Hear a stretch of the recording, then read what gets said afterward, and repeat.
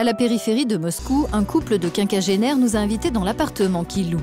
La politique est souvent un sujet de dispute entre eux.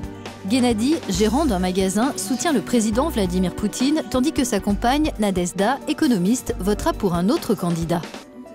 Gennady aimerait évoluer professionnellement. J'ai récemment envisagé de lancer ma propre activité et je suis arrivé à la conclusion que c'est absolument irréaliste.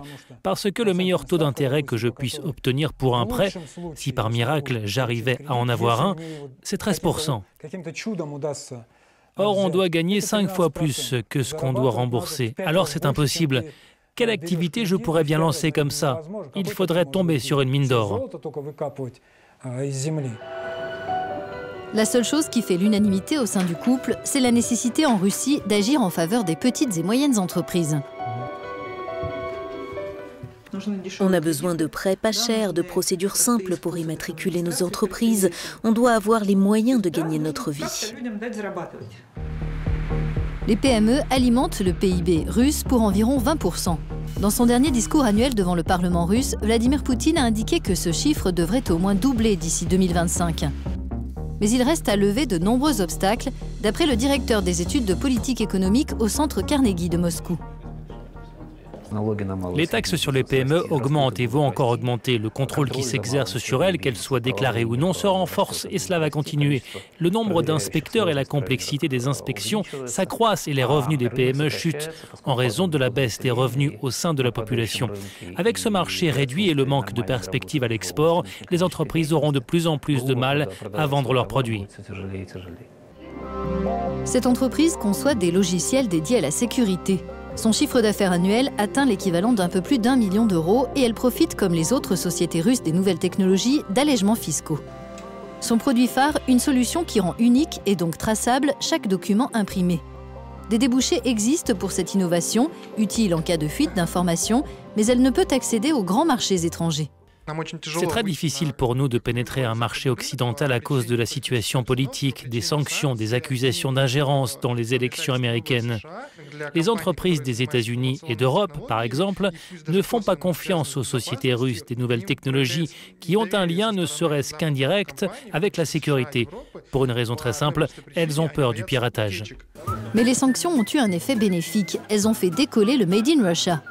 La plupart des producteurs de fromage présents sur cette foire à Moscou ont lancé leur activité il y a 3 ans, peu après l'interdiction par la Russie des importations de la plupart des produits alimentaires des pays occidentaux en réponse aux mesures européennes et américaines.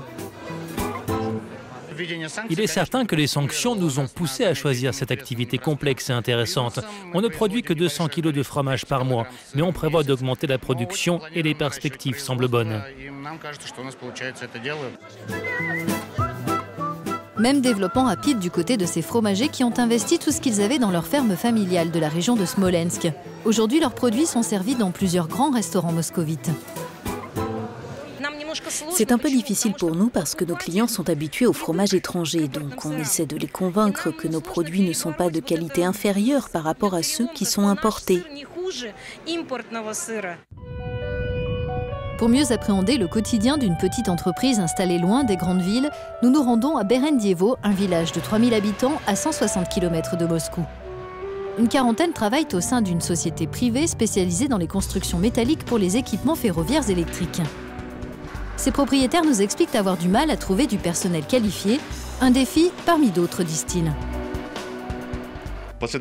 Depuis la chute du rouble par rapport aux autres monnaies, le coût des consommables et des pièces des machines d'usine importées a augmenté plusieurs fois.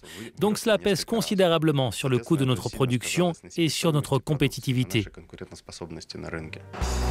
Mais le dirigeant est optimiste quant à l'avenir de son entreprise. Il estime que la seule exigence pour une PME, quel que soit le pays où elle se trouve, c'est de travailler sans relâche et toujours plus dur.